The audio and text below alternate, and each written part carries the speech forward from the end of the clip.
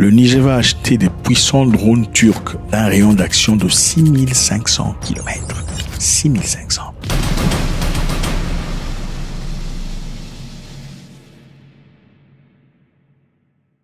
Incroyable les amis, ça ne rigole plus du tout. C'est la patrie ou la mort. Le discours est international et c'est chaud. L'AES en unissant se renforce. Le Niger en tout cas va acheter des puissants drones turcs de rayon d'action de 6500 km. Okay, loin de la France, les pays membres de l'AES vont acheter des puissants drones turcs de rayon de 6500 km.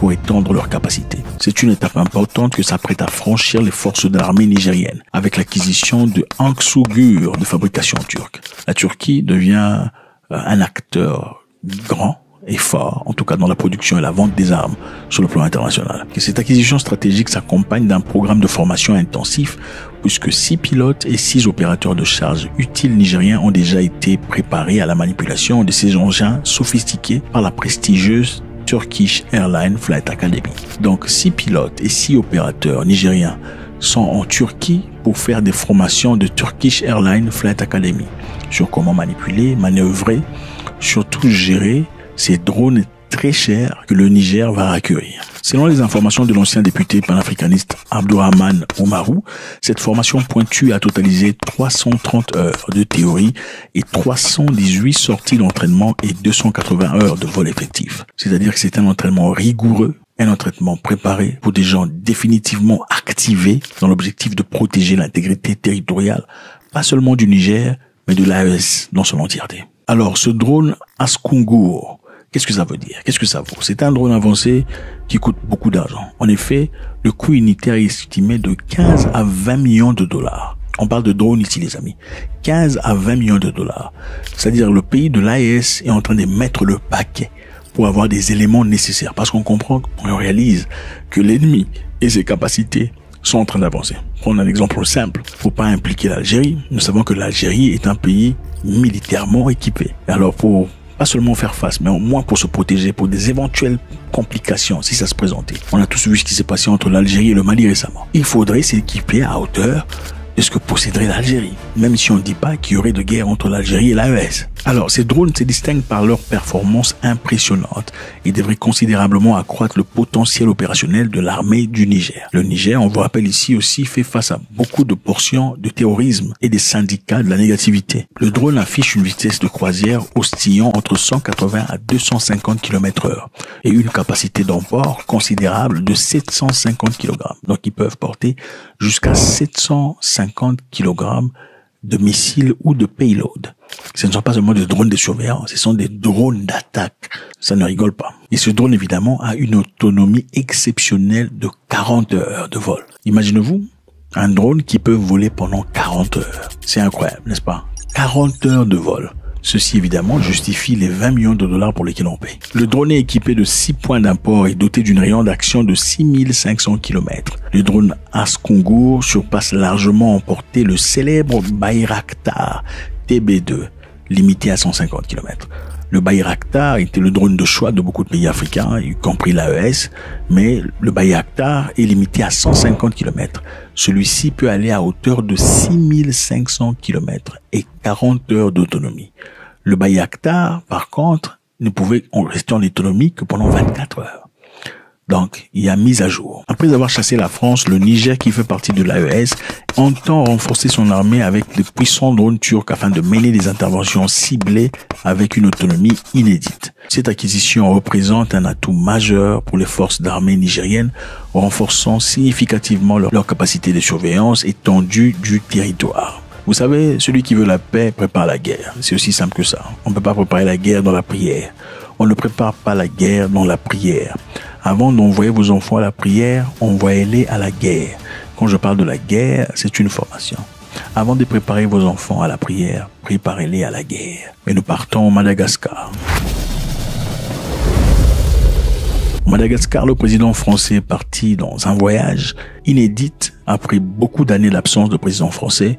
mais il a déçu tout le monde. Lors de sa récente visite à Madagascar, le président français Emmanuel Macron a abordé la question complexe du passé colonial de la France dans la région. Tout en relançant les griefs historiques, il s'est abstenu de présenter des excuses officielles. Évidemment, Macron a refusé de présenter des excuses, bien qu'ils aient commis des choses absolument atroces au Madagascar. Puisqu'il n'y avait pas de président français arrivé au Madagascar depuis très longtemps, la plupart, en tout cas, grande majorité de personnes, après les événements qui sont déroulés au Mali, Burkina Faso, au Niger, en rapport avec la France, s'attendaient voir un monsieur Macron apologétique. Au moins une personne qui se dise, écoutez, pour le passé qu'on a connu ensemble, nous sommes désolés. Ça n'a pas été le cas. Monsieur Macron a trouvé toute forme d'excuse pour pas dire nous sommes désolés. Il a plutôt souligné l'importance de créer des conditions propices au pardon et à la réconciliation. Il a souligné que le processus de guérison devrait s'appuyer sur la compréhension et le respect mutuel plutôt que des simples excuses. Waouh! Il refuse de s'excuser tout en disant qu'il faudrait une réconciliation. Vous avez déjà vu quelqu'un qui refuse de s'excuser mais veut une réconciliation? C'est par rapport à quoi? Ensuite, il souligne que le processus de guérison devrait s'appuyer sur la compréhension. Donc la guérison ne doit pas venir du fait que la France demande pardon, mais plutôt que les Malagasy décident de pardonner les Français. Sans avoir demandé pardon, évidemment, on se demande dans quel monde on vit. Il souligne aussi, disons, qu'il devrait y avoir un respect mutuel. Un respect par rapport à quoi? Pour le mal que vous nous avez fait? Je me pose la question. Monsieur Macron a récemment déclaré qu'il ne présenterait pas des excuses officielles pour les actions coloniales de la France, y compris celles menées en Algérie, mais qu'il prendrait des mesures symboliques visant à promouvoir la réconciliation. On ne vous dira pas pardon, on ne vous demandera pas pardon, on ne fera pas un paiement par rapport à ça, comme on l'a fait avec ceux-là en Allemagne, ceux-là les Amérindiens, parce que vous, bon, les petits Africains, écoute, on vous respecte pas, il y aura pas d'apologie, pas du tout, mais on va faire des actions mais non vers la réconciliation. Par rapport à quoi? Point d'interrogation. Et il dit, ça ne sera pas seulement limité au Madagascar, ceci aussi est valable pour l'Algérie. Je vous rappelle que la France a aussi causé beaucoup de dégâts en Algérie. Des énormes dégâts incroyables. Et pendant un temps, quand les Algériens voulaient se lever pour se défendre, ils ont été battus et suppressés de manière frénétique et effrénée. C'était incroyable. Beaucoup d'Algériens ont perdu leur vie. On parle de plus de 500 000 personnes. D'autres personnes parlent de beaucoup plus que ça. La France d'ailleurs, après la Deuxième Guerre mondiale, après que les États-Unis et la Grande-Bretagne eurent acquis leurs bombes atomiques, la France voulait sa propre bombe atomique. L'Angleterre et les États-Unis étaient contre le fait que la France possède une bombe atomique. Les Français, en collaboration avec des chercheurs d'un pays qu'on ne cite pas, ont effectué leur préparation et leurs tests nucléaires, pas en France, mais où? En Algérie. C'est en Algérie que la France a fait ses tests nucléaires à multiples reprises. Et d'ailleurs, en 2024, l'Algérie demandait à la France de donner le répertoire, la liste d'endroits, des sites où ils ont effectué leurs bombes atomiques. Parce qu'évidemment, l'explosion atomique ne vient pas sans dégâts. Après l'explosion, il y a le aftermath qui crée beaucoup de dégâts, beaucoup de problèmes. Comme au Japon, aujourd'hui, il y a encore des enfants qui naissent avec un pied, un œil, tout le bazar à cause de la bombe Hiroshima. Les Algériens demandent un mapping de où on a effectué ces tests de bombes atomiques. La France refuse de donner. La France a fait des bombes atomiques souterrains, aériens, dans le désert, et dans beaucoup d'endroits. Mais on a refusé de donner. Alors, M. Macron dit, on ne s'excusera pas par rapport à ça. Parlons du Madagascar. Au Madagascar, le régime colonial français à Madagascar, de 1897 à 1960, le Madagascar était contrôlé par les Français. Ceci, évidemment, était marqué de violences, d'exploitation, de répression systématique. Où l'épisode de brutalité la plus marquante s'est produit lors du soulèvement malgache de 1947. Une répression violente de la résistance anticoloniale qui a laissé des profondes cicatrices dans la société malgache. Donc les Français ont tué des Malgaches comme pas possible. Parce qu'ils s'étaient évidemment levés pour résister. Aujourd'hui, les Français parlent de 11 000 morts. Ils disent qu'il y avait 11 000 personnes. Les historiens indépendants parlent de 30 000 à 80 000. Les Malgachis parlent de 100 000. Donc, les Français disent 11 000, les indépendants disent 80 000, les Malgachis disent 100 000. Qui dit la vérité? Point d'interrogation. Et ça ne se limite pas là. Vous voyez ces îles ici?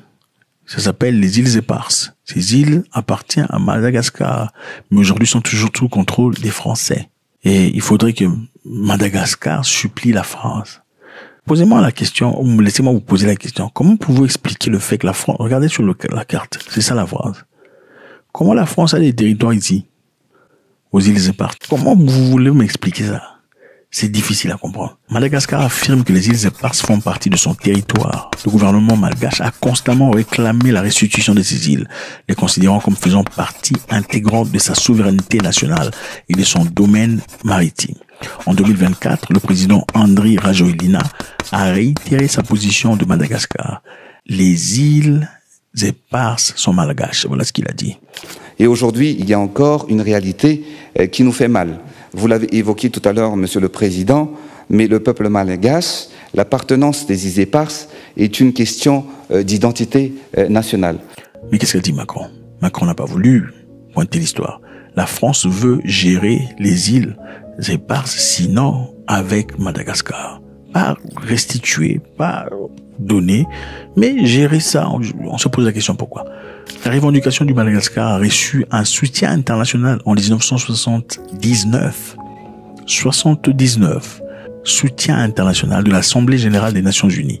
Ils ont adopté une résolution affirmant le droit de Madagascar sur les îles éparses. Les Nations Unies ont dit ça appartient à Madagascar. Cependant, la France a maintenu son administration sur le territoire, malgré les Nations Unies, invoquant des motifs juridiques et historiques. Donc, les Nations Unies a dit ça appartient à Madagascar. Donnez ça. La France a refusé. Ceci vous démontre l'importance ou le respect qu'on accorde aux Nations Unies. Encore une fois, de manière très bousculante, le Niger va acquérir des drones comme jamais dans le passé. Ce sont des drones à 6500 km de portée. Madagascar est tout à fait déçu du fait que le président français eut refusé de s'excuser ou au moins de présenter des excuses au nom de la France pour les mal qu'ils ont commis pendant l'époque coloniale à Madagascar. Faites-moi savoir ce que vous en pensez, c'est toujours avec beaucoup de plaisir. Plusieurs Africains ont brutalement perdu dans un croisé de feu entre les Houthis et les États-Unis d'Amérique.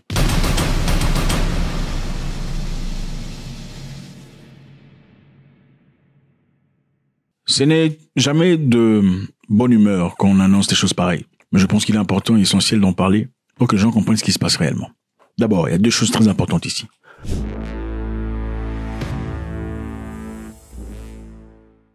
La première, c'est que plusieurs Africains ont été finis, malheureusement, dans un bombardement macabre effectué par les États-Unis d'Amérique pendant qu'ils essayaient de frapper les Houthis. Un avion de guerre, un avion de chasse américain se retrouve au fond de l'océan, dans la mer Rouge. Une histoire incitée par les Houthis. Alors, en expression facile, les Houthis ont frappé USS Thurman, le porte-avions américain qui est stationné quelque part pas très loin du Yémen, en rétaliation à une frappe effectuée par les Américains. Et cette frappe des Houthis a poussé à ce que l'un de leurs avions de chasse tombe à l'eau et se retrouve au fond de l'océan. Les Américains disent, les Houthis célèbrent disant qu'ils ont réussi leur frappe. Les Américains disent que ça n'a absolument rien à voir avec eux. L'avion est tombé dans l'eau pendant qu'ils essayaient de manœuvrer le porte-avions, essayant de le bouger hors de la cible visée par les Houthis. C'est pendant ce manœuvre-là de force que l'avion est tombé à l'eau. Alors, qui dit la vérité, qui ment? On va essayer de voir un peu de quoi il s'agit ici. Pourquoi les Houthis ont frappé? Qu'est-ce que ça a à voir avec les Africains? Et je pense que c'est très important.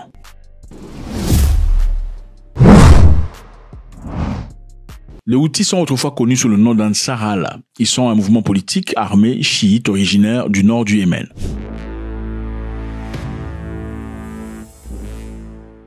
Les Houthis sont fermement opposés à l'intervention des États-Unis d'Amérique et l'Arabie Saoudite au Yémen et dans la région. Les Houthis ont mené un coup d'État en 2014-2015, prenant le contrôle de Sanaa, la capitale du Yémen, et forçant le gouvernement internationalement reconnu à fuir.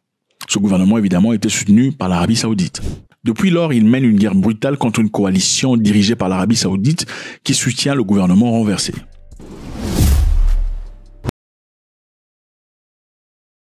Les dernières années, les Houthis se sont également positionnés comme des défenseurs de droits des Palestiniens et opposants d'Israël, utilisant cette position pour justifier les attaques contre les routes maritimes internationales qu'ils accusent d'être liées à Israël et à ses alliés, y compris les États-Unis. Donc, comme vous comprenez bien, les Houthis sont là, ils ont combattu leur gouvernement qui était soutenu par l'Arabie Saoudite. Ensuite, ils se sont redirigés à être défenseurs de la Palestine. Donc, tout bateau, tout navire, toute entité commerciale qui traverserait cette partie de la mer, et surtout si elle est associée à Israël ou aux États-Unis, subira soit des frappes ou autre chose décidée par eux. Maintenant, on comprend ce que c'est les Houthis. Quel avion est tombé dans l'eau? Le F-18 Super Hornet est un avion de chasse multirôle américain conçu pour McDonnell ou désormais Boeing. Ce n'est plus McDonnell depuis un temps. Cet avion est l'avion favori des Américains en ce qui participe dans tout ce qui est Navy, c'est-à-dire porte-avions et tout le bazar. C'est un avion flexible, on s'en sert pour beaucoup d'usages, donc c'est aussi un avion qui coûte 60 millions de dollars. Ce qui s'est passé, d'après les Houthis, est que les Américains auraient frappé à Sanaa et Dana, des villes du Yémen. En frappant là-bas, ils avaient ciblé une prison. En ciblant la prison, ils ont tué à peu près 83 personnes. Et parmi ces personnes, la grande majorité, c'était des Africains. Principalement de l'Éthiopie, la Somalie, du Kenya et l'Ouganda. Des gens qui, évidemment, malheureusement, n'ont absolument rien à voir avec tout ce qui s'est passé. Les Américains, pensant être en train de cibler les Houthis, ils ont en effet détruit une prison où se trouvaient des Africains. Vous posez certainement la question de savoir comment est-ce que les Africains se retrouvent au Yémen. Beaucoup d'Africains de l'Afrique de l'Est, principalement de l'Éthiopie, du Kenya et autres, vont chercher du boulot au Moyen-Orient. Et pour eux, c'est généralement l'Arabie Saoudite. Parce que tout le monde perçoit l'Arabie Saoudite comme un endroit riche. Riche par le pétrole, riche par tout ce qu'ils ont, leur organisation, leur style. Et évidemment, la raison pour laquelle beaucoup d'Africains de l'Afrique de l'Est choisissent d'y aller. Alors dans ce cas, ils ne partent presque jamais légalement. Il faudrait aller à pied, ensuite prendre un bateau et se retrouver au Yémen. Et à partir du Yémen, chercher des voies et moyens à travers les montagnes pour entrer en Arabie Saoudite. Alors dans ce cas, beaucoup sont arrêtés. Et quand ils sont arrêtés, ils sont inévitablement jetés en prison. C'est dans ce cadre-là que ces Africains s'est retrouvés au Yémen. Et malheureusement pour eux, ils ont vu leur fin de manière la plus atroce. Imaginez-vous, vous quittez votre pays, disons au revoir à votre enfant, votre petite fille, papa reviendra dans un temps, et vous partez sans savoir que dans quelque temps, vous serez 6 mètres sous sol à travers une bombe balancée par les Américains, ciblant principalement les Yéménis. C'est bien triste de voir cela parce que l'Éthiopie n'est pas un pays pauvre. Ok, autant il y a plusieurs personnes, l'Éthiopie a des capacités. Et c'est général, c'est bien triste de voir que les Africains doivent jusqu'aujourd'hui traverser, peu importe ce que c'est, pour aller chercher une vie ailleurs. Et là, on ne parle que de ces Africains qui sont arrêtés, mis en prison. On ne parle pas de ceux-là qui sont finis dans les montagnes, parce qu'on les finit dans les montagnes. Pourquoi on les finit dans les montagnes? Quand je parle de finir, vous comprenez, on les finit. L'objectif est simple. On laisse leur corps là pour montrer à tous ceux qui viendront après de faire gaffe. L'objectif, c'est de décourager ces Africains d'y aller. Malheureusement, on ne peut pas dire que l'Arabie Saoudite est le seul pays qui possède le pétrole, puisque c'est les pétroles qu'on suit là-bas. Il y a beaucoup de pays africains qui ont le pétrole, mais qui sont malheureusement sous-organisés et sous-développés. C'est bien triste de voir. Regardez l'Arabie Saoudite, Dubaï, se sont développés à travers le pétrole. Seulement le pétrole. Et la tête. Pétrole et tête. Fini. Regardez Dubaï. Dubaï dans les années 60. C'était vide. Désert. Regardez Dubaï aujourd'hui, c'est incroyable. L'Arabie Saoudite, c'est la même histoire. C'est à travers le pétrole qu'ils se sont enrichis. C'est le pétrole qui leur a donné le pouvoir qu'ils ont aujourd'hui. Les Africains ont le pétrole. Voici les pays africains qui ont le pétrole. Je ne sais pas qu'est-ce qu'il y a. Qu'est-ce que les Arabes ont, que les Noirs n'ont pas? Je ne sais pas. Expliquez-moi un peu. Qu'est-ce qu'il y a là-bas chez eux, chez les Arabes? Parce qu'ils ont la même histoire. C'est le pétrole qui les a rendus riches. Qu'est-ce que eux ont, que les Noirs n'ont pas? Parce qu'aujourd'hui, vous êtes obligés de partir chez eux. Regardez l'Arabie Saoudite. Regardez Dubaï. Montrez-moi un pays africain comme ça. Ils n'ont que le pétrole.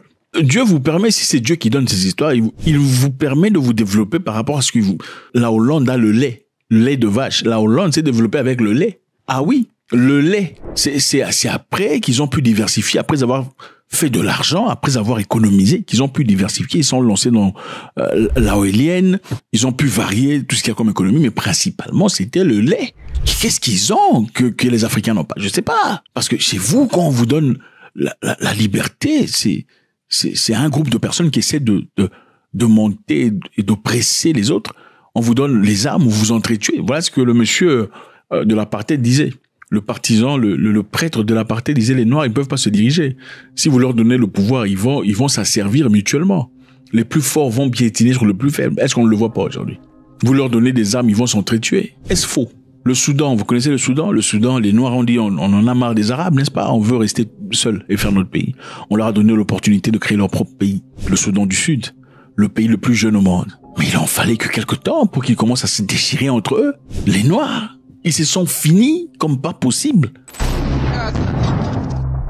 Beaucoup de personnes sont tombées, pourtant ils pleurnichaient. On veut notre propre pays parce qu'on ne peut pas continuer comme ça. Avait-il raison le monsieur de l'apartheid quand il disait que les Noirs ne peuvent pas se diriger entre eux? Regardez les pays africains, des républiques bananières. Vous donnez le pouvoir à quelqu'un, ils prennent leurs membres de famille, ils prennent leurs gens de leur tribu, ils s'enrichissent entre eux. En fin de compte, quand ils ont un problème, ils veulent que... C'est incroyable. C'est difficile à comprendre. L'Afrique ou l'Africain ne devrait pas quitter l'Africain pour aller chercher une vie ailleurs, vie meilleure ailleurs. Pas sur le plan économique. Peut-être pour l'intelligence, pour l'acquisition de certaines histoires, mais pas pour l'argent, pas pour manger un peu de pain. Et quand ils vont ailleurs, c'est pour chercher quoi? C'est pas pour bâtir des maisons, c'est pas pour acheter une voiture ou des voitures, c'est simplement pour avoir de quoi envoyer l'enfant à l'école, la femme à l'hôpital. C'est bien triste de voir des Africains qui meurent comme ça, dans des conditions, c'est triste. Alors, qui a descendu l'avion, d'après vous? Est-ce que ce sont les Houthis qui ont frappé, ou bien ce sont les Américains en essayant de virer que l'avion est tombé? Bon, si les Américains étaient en train de virer le bateau à force, comme vous voyez là dans les images, ça montre que ça vire de force.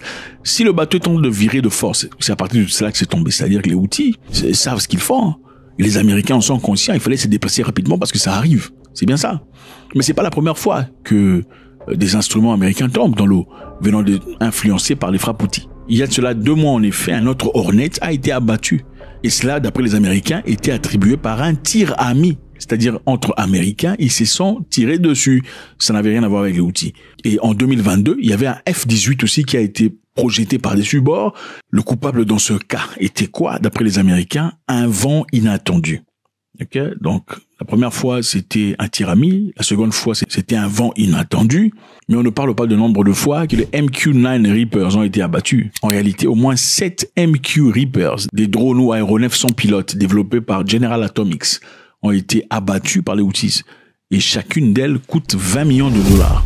Depuis que Donald Trump est au pouvoir, les États-Unis ont dépensé à peu près 1 milliard de dollars dans cette petite région, c'est-à-dire pour résorber le problème Houthi. 1 milliard de dollars a déjà été dépensé depuis le mois de janvier. Et jusque-là, on peut dire qu'au moins la guerre économique n'est pas en train d'être gagnée par les Américains. Triste nouvelle pour les Africains, après avoir posé des questions du côté américain pour savoir s'ils étaient au courant des Africains qui ont été finis. Afin de préserver la sécurité opérationnelle, nous avons volontairement limité la divulgation des détails de nos opérations en cours à venir, a déclaré le commandement central. Notre approche opérationnelle est très rigoureuse, mais nous ne révélerons pas les détails sur ce que nous avons fait ou ce que nous ferons dans le futur. Lundi, l'armée a déclaré que le commandement central était au courant des allégations des victimes civiles liées aux frappes américaines au Yémen. Et nous menons des sérieuses enquêtes. Bon, prenons les élèves, enfin, qu'est-ce que ça va faire? Faites-moi savoir ce que vous en pensez. La République démocratique du Congo annonce vendredi être le dernier pays africain en date à accorder une licence à Starlink, la plateforme du milliardaire Elon Musk, et que l'entreprise commencerait bientôt ses activités.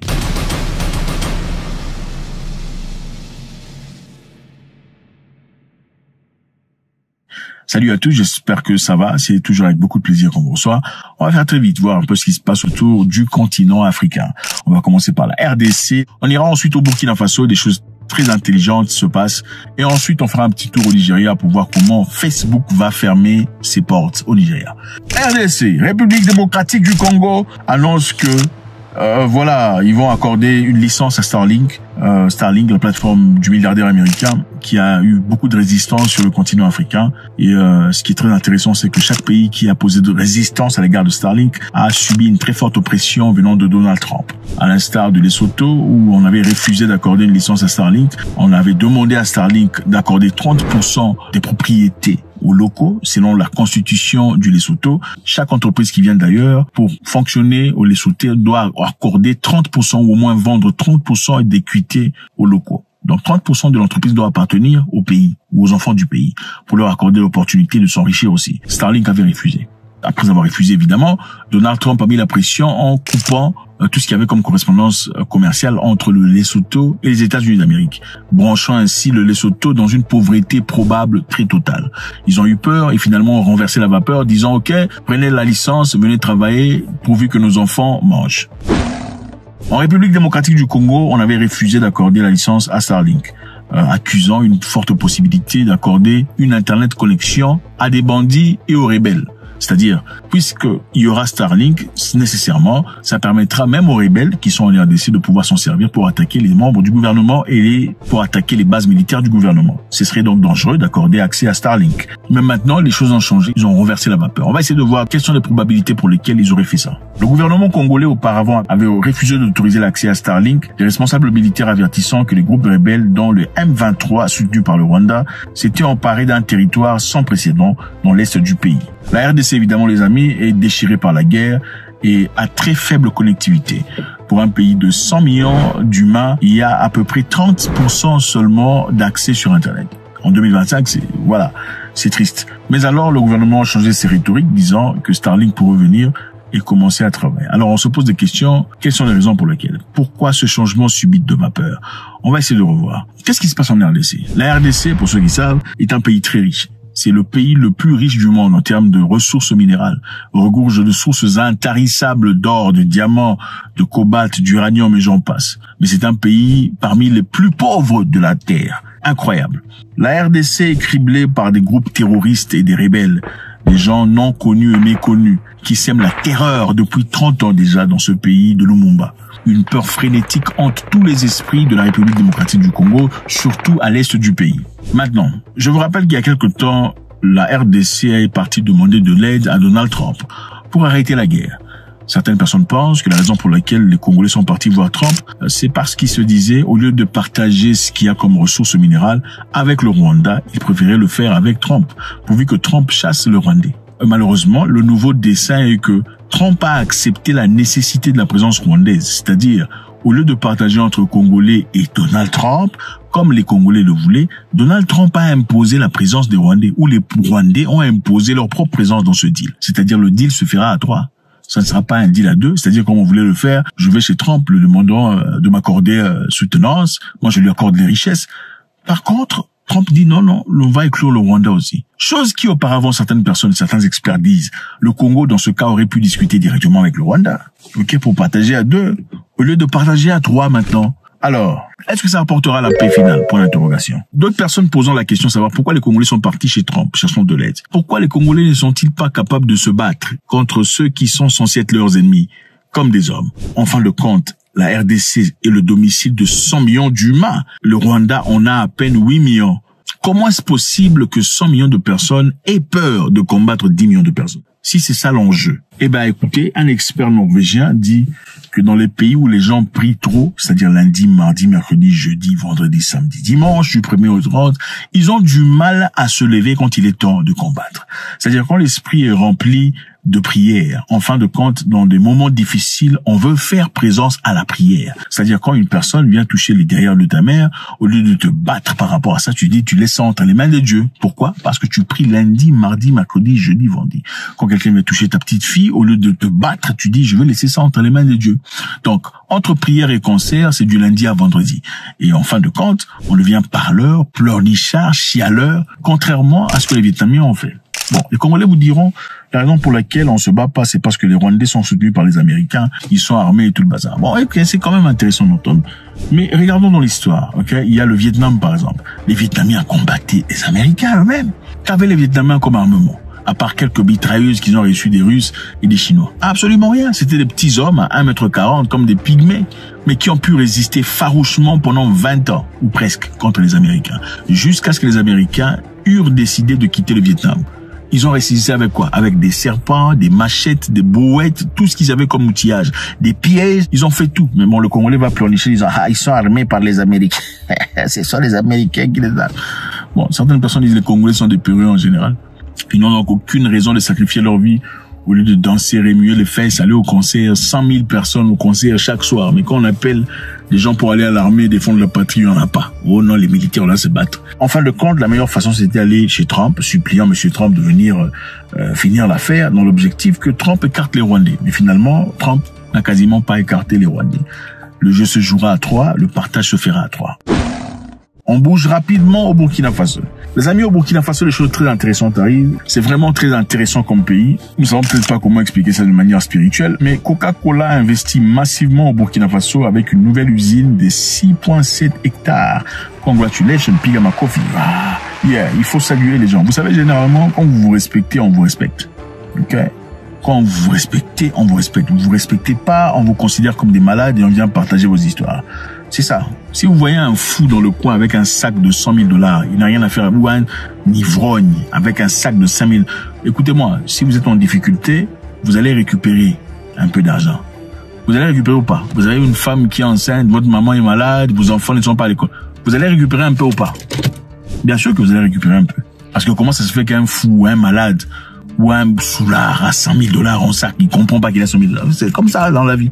Dans la vie, il faut être fort. La vie, on respecte seulement les forts. On s'en fout de tes sentiments, oh, c'est mes terres, c'est mes richesses. On s'en fout de ça, on va prendre. C'est ça. Alors, au Burkina Faso, cette usine de Coca-Cola représente un investissement de 93 millions $. Le projet vise à créer de nombreux emplois. On espère plus de 30 000 emplois sera créés de manière directe ou indirecte par l'entreprise. L'entreprise a aussi fait un don de 5,3 milliards de francs CFA pour les efforts de paix. 5,3 milliards de francs CFA, je suis pas très sûr combien c'est ça. On met ça en dollars. 5,3 milliards de francs CFA qu'on a offert. Hein, on vous offre pour la paix.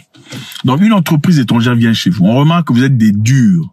Vous n'avez pas peur. Vous vous en foutez éperdument. Les leaders sont là pour le travail. Ils sont pas là pour voler, paupériser, s'enrichir et avoir une deuxième, troisième, quatrième, septième, 12e femme. Ce sont des gens qui sont là pour travailler. Un monsieur qui a dit, moi, vous me payez pas comme président. Payez-moi comme militaire. Comment on peut pas vous respecter? On doit vous respecter. Le respect s'impose. Le respect se négocie pas. Le respect n'est pas acquis à travers la pitié. Oh, pitié de moi, on est en train de voler mes histoires. Ça ne se fait pas comme ça. Il faut être fort. On accorde le respect seulement aux forts. On n'accorde pas le respect aux faibles. C'est ça dans la vie. Alors, c'est ça. On a offert 5,3 milliards de francs CFA. Seulement pour, créer la paix, hein. Au nom de la paix, on vous donne. Pour arranger les choses.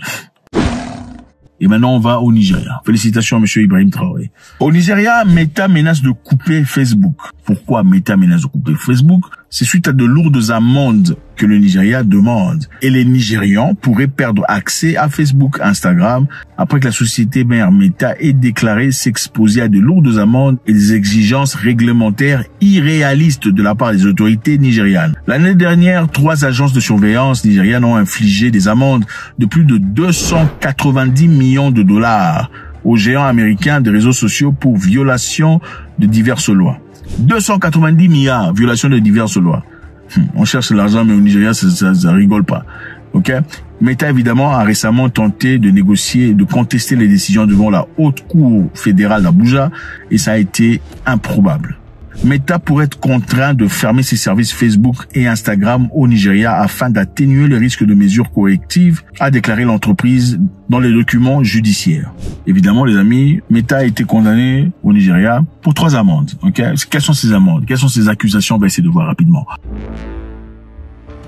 La Commission fédérale de la concurrence et de la protection des consommateurs, le FCCPC, lui a infligé une amende de 220 millions de $, s'il vous plaît. 220 millions de $ pour pratiques anticoncurrentielles présumées. Pratique présumée. Ce n'est pas pratique fait. Pratique présumée anticoncurrentielle par Meta. On vous charge 220 millions de $ parce que vous ne permettez pas aux autres personnes de faire la concurrence avec vous. C'est incroyable. L'autorité des régulations de la publicité a infligé à l'entreprise une amende de 37 millions de $ pour publicité non autorisée. Donc Meta a fait des publicités non autorisées. Vous savez, quand vous prenez votre téléphone et vous commencez à dire appartement, je cherche un appartement, vraiment mais cet appartement est beau, hein. Tu commences à voir des publicités des appartements qui apparaissent. Eux, ils disent c'est quoi publicité non autorisée. Ne sachant pas que quand tu vas sur Meta, tu écris ton nom, tu cliques le bouton là, tu leur donnes des autorisations de faire beaucoup de choses. C'est ça le Nigeria. La Commission nigériane de protection de données, la NDPC, a accusé Meta d'avoir violé les lois sur la confidentialité des données et lui a infligé une amende de 32 millions de $. Waouh! On cherche l'argent des forces, hein. Bon, c'est aussi simple. Vous savez, quand vous allez sur Facebook, vous écrivez votre nom, votre email adresse, votre date de naissance. Ensuite, vous cliquez sur Next, sans lire là où c'est écrit là, termes et conditions. Mais vous ne comprenez pas. Les termes et conditions disent que vous donnez vos données là. On va s'en servir pour vendre, ok, pour accueillir du business, le commerce. Le Nigeria n'est pas nécessairement en train de faire respecter sa loi. Le Nigeria cherche l'argent comme les Nigériens en général. Évidemment, c'est comme ça le Nigeria. Donc c'est ça les amis, la RDC va accepter Starlink qui a été rejeté par beaucoup de pays en Afrique, y compris l'Afrique du Sud, qui a des exigences très fortes. La RDC ouvre ses portes disant, écoutez, on avait refusé votre accès au départ, prétextant que voilà, les rebelles s'en serviraient pour attaquer nos positions. Désormais, vous pouvez venez prendre les licences sans difficulté. Mais bon, beaucoup d'experts pensent que la raison pour laquelle c'est fait, c'est pour faire plaisir à M. Trump, évidemment, dans l'objectif de pousser leur demande récente de venir finir la guerre au Congo. Bon, on sait aussi que l'histoire nous apprend que personne ne peut finir ta guerre. toi, tu dois finir ta propre guerre. Parce que si tu permets à quelqu'un de finir la guerre à ta place, en fin de compte, il aura des demandes. Si tu ne peux pas satisfaire ces demandes, la guerre va recommencer. Alors, les Congolais sont-ils en train de prendre une bonne décision? En un, autorisant la présence d'un État. Deuxièmement, il y a eu libération des prisonniers américains en RDC. Ces prisonniers sont venus au moment où il y avait tentative de coup d'État. Il y a même un jeune garçon dont le papa était un ex-Congolais devenu américain qui vint au Congo dans l'objectif de combattre, on parle du Zaïre évidemment, de renverser le gouvernement. Les Béchus avaient été abattus par les membres de sécurité, mais son fils avec lequel il est venu, il a emmené son fils lui aussi. Il a emmené son fils pour aller faire tomber un autre moment. Il emmène son fils. Il y avait quand même une certaine sympathie à l'égard du fils qu'on a considéré trop jeune. Il n'avait peut-être pas compris les intentions de son père et c'était pas de ses intentions. Il ne voulait pas être là. Il a simplement suivi son père. Le gouvernement congolais a décidé de libérer le petit et d'autres Américains qui sont rentrés aux États-Unis, bien qu'il fût condamné à mort. Maintenant, beaucoup de personnes disent que les Congolais ont joué un jeu de satisfaction, c'est-à-dire montrer à Trump, voilà comment nous sommes ouverts, on vous rend vos messieurs qui évidemment étaient condamnés à mort dans l'objectif de recevoir de Trump en retour une certaine sympathie et une application positive à l'égard des Congolais. Est-ce une bonne application du gouvernement? Les Congolais devraient-ils, avec les 100 millions d'hommes qu'ils ont, bien qu'ils dansent, trouver un moyen peut-être de réinitier l'esprit chevaleresque. Quelqu'un d'intelligent disait, avant d'envoyer vos enfants à l'église, envoyez-les à la guerre, Avant de préparer vos enfants à l'église, à la prière, préparez-les à la guerre. Sinon, ils deviendront des gens, des pleurnichards, qui crieront, oh, vous voyez, les autres là, ils nous tapent parce qu'ils sont subventionnés par les Américains. Ne comprenant pas que les Vietnamiens n'avaient absolument rien, C'était des petits courts, mais très forts d'esprit. Donc, la taille, ce n'est pas l'homme du tout. Ce n'est pas encore moins le gros ventre. Alors, au Burkina Faso, avec tout le respect possible, le Coca-Cola fait des investissements, c'est clair, c'est évident, ça ne rigole pas, l'argent est là, on respecte Traoré, c'est du boom. Au Nigeria, Facebook va s'arrêter, et si Facebook s'arrête, ça arrêtera aussi WhatsApp ou Instagram, probablement, ou pas, on va voir. Faites-moi savoir ce que vous en pensez, c'est toujours avec beaucoup de plaisir. Avant de partir, on va faire ça, c'est fait. On fait ça, vous mettez votre commentaire, vous êtes des gens très intelligents, n'est-ce pas? Il faut qu'on discute, le tout dans la politesse et le respect. C'est fait. Le Maroc se prépare-t-il à la guerre? S'il se prépare à la guerre, c'est contre qui? Contre l'Algérie? On va le découvrir tout de suite.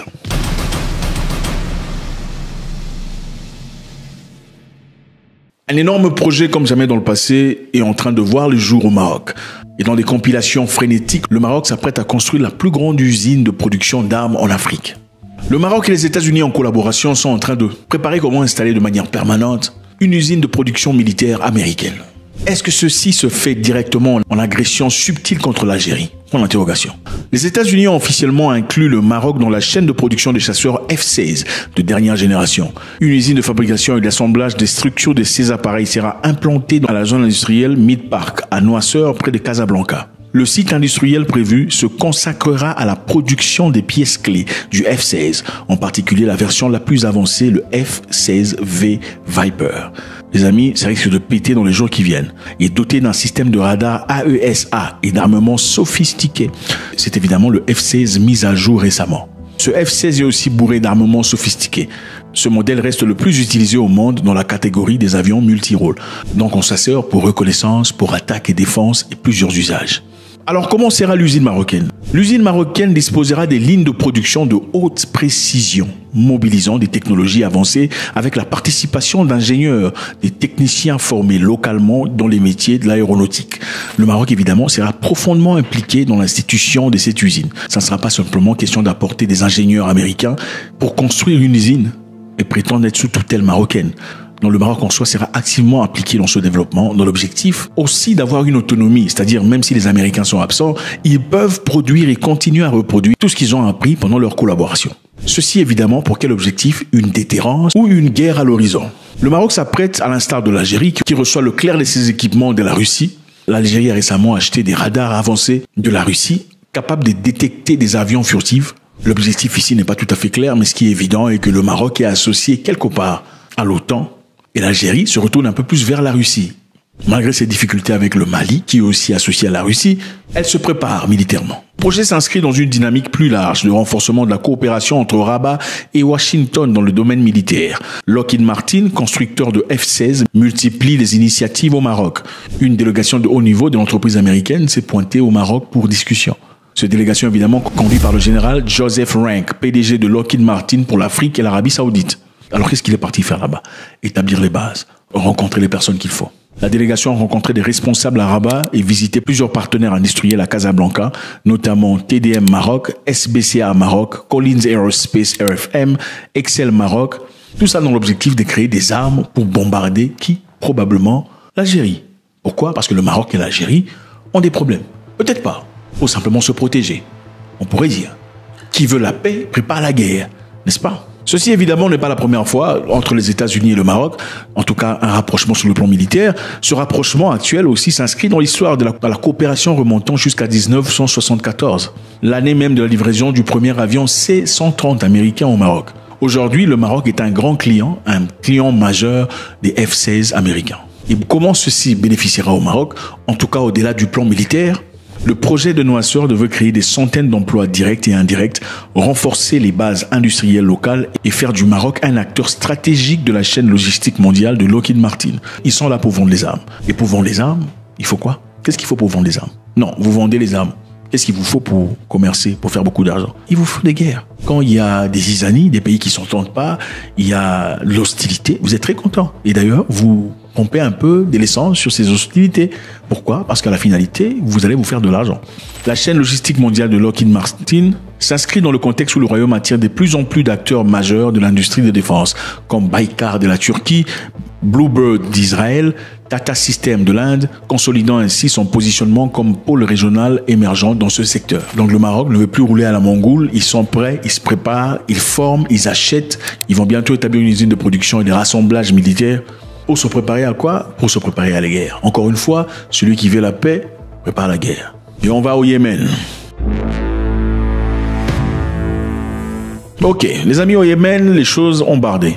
Contrairement à tout ce que les gens pensaient, les Yéménites viennent de faire un blocus aérien contre Israël. C'est-à-dire, ils viennent d'ordonner qu'aucun avion d'Israël ne peut voler à leur aéroport. Incroyable, n'est-ce pas? L'armée yéménite a annoncé un blocus aérien contre Israël en réaction à l'intensification des opérations militaires israéliennes dans la bande de Gaza. Ce sont les gens qui disent combattre pour Gaza. L'armée a appelé toutes les compagnies aériennes à suspendre leurs vols vers les aéroports israéliens, qualifiant ce blocus de réponse directe à l'agression israélienne continue contre Gaza. Le communiqué souligne que le blocus sera imposé par des attaques répétées contre les aéroports israéliens, en particulier l'aéroport Lod, connu sous le nom de aéroport Ben Gurion. Bon, il y a beaucoup de questions qui se posent parce que nous savons qu'Israël a un système de défense très avancé, qui est infranchissable, inébranlable, inviolable. Alors comment ça se fait que les Yéménites aient le courage de dire que nous imposons un blocus? C'est-à-dire soit ils connaissent quelque chose que le reste du monde ne connaît pas, ou bien le système de défense a été violé. Alors qu'est-ce qui s'est passé? Il y a eu une interception ratée d'un missile tiré depuis le Yémen qui a contraint Israël à fermer brièvement son principal aéroport international dimanche. Donc il y a un missile balistique qui a été frappé depuis Yémen qui a atteint Israël, franchissant ainsi la barrière de protection israélienne. Ceci évidemment a révélé la vulnérabilité du pays et la capacité des rebelles houthis à frapper des cibles lointaines malgré la campagne militaire américaine soutenue. C'est quand même chaud de remarquer un groupe de personnes qui, malgré les frappes qu'ils reçoivent des Américains, des British et des Israéliens, sont sans arrêt en train de continuer. Les vols ont été interrompus. L'aéroport de Ben Gurion, près de Tel Aviv, pendant environ 30 minutes dimanche matin après l'atterrissage d'un missile à proximité de l'aéroport. À la suite de ce que l'armée israélienne a qualifié de plusieurs tentatives d'interception, les résultats de l'interception sont en cours d'examen. Donc, Israël dit qu'il y a eu un malfonctionnement dans leur système de défense qui arrive une fois tous les 600 ans. Les Yéménites disent qu'ils ont parvenu à briver ou à franchir cette défense prétendument infranchissable. Qui dit la vérité, qui ment? En attendant, Air France a annulé ses vols lundi entre Paris et Tel Aviv après avoir supprimé ceux de dimanche à la suite de tirs de missiles contre l'aéroport international de Ben Gurion. La compagnie suspend ses vols jusqu'au 6 mai. Elle surveille attentivement la situation et ajustera en conséquence son programme vers et depuis Tel Aviv. Israël en effet a accusé l'Iran. Son premier ministre, pendant qu'il parlait des Houthis, a accusé l'Iran directement en disant que c'est lui l'amortisseur des Houthis et qu'il doit faire très attention. Nous prendrons des mesures très fermes contre eux Et nous n'oublierons jamais qu'ils agissent avec le soutien de leur protecteur, l'Iran.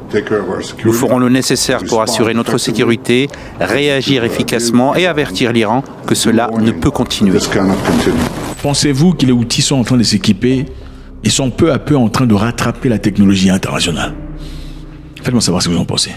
Donc voilà les amis, un projet industriel de grande envergure au Maroc, d'installation d'usines de fabrication d'armes associées à Lockheed Martin pour interopérabilité avec les nations de l'OTAN. C'est-à-dire le Maroc s'est associé à l'OTAN. Et ce n'est pas d'aujourd'hui, c'est une histoire qui date depuis très longtemps. En attendant, l'Algérie, qui n'est pas tout à fait l'ami du Maroc, est amie de la Russie et en reçoit les armements nécessaires. Alors le Maroc représente-t-il un danger ou pas dans l'espace aérien? Si le Maroc est un danger, le Maroc est un danger vis-à-vis de qui? Pour l'interrogation. Faites-moi savoir ce que vous en pensez, toujours avec beaucoup de plaisir. God bless.